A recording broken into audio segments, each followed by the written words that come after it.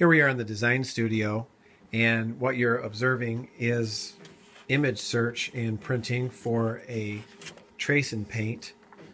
Trace and paint is a technique that we use in creating scenery in an efficient manner. You can see here that we have the center stage scenery for a project called Going Places. And this image here will be painted on a series of panels 10 feet tall by 24 feet wide. So it's going to be a large scene. And we're going to zoom in here a little bit, and you can see it's really a simple shape, which is the arc of what represents the earth here.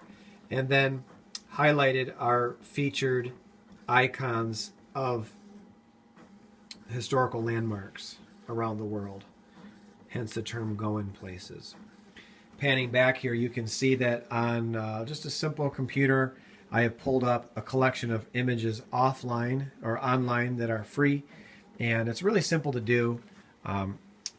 If you're looking for, the Statue of Liberty, for example, or the Tower of London, or the Taj Mahal, or Montezuma, the first thing I like to do is not reinvent the wheel by making everything from scratch, and instead looking at everything and saying, okay, there's Christ the Redeemer statue from Brazil, there's the Taj Mahal, Tower of Pisa, Tower of London, Grand Canyon, Eiffel Tower, Colosseum, Statue of Liberty, and so on. And so what I have here is a collection of these images that I've gathered from the internet. And so it's simple. Just go online. There was my Egyptian pyramids search, and then typically what you look for in an image would be something that's a line art item versus a full color item, something that's really nice and shadowed. You try to stay away from those only because when duplicating them for trace and paint, a black and white line item image is always your best option. So after just really saving these images into a folder and collecting them all together, then it's time to print. And you can see here I have some images right now coming out of the printer. There's my Christ the Redeemer image right there, and I'm printing it directly on transparency film.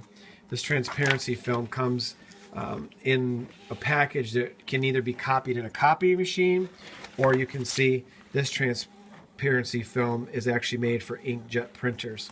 And so by using these images, we're able to put these in a transparent projector and collect these and project them onto the scenery artwork, the panels, trace them on, and then begin painting immediately. For things that don't require custom artwork, for example, these are all noticeable and identifiable landmarks. There's no reason to sit in the studio and design these or draw these by hand from scratch. It's much simpler and easier, more cost efficient to just get royalty-free clip art and use those for the artwork.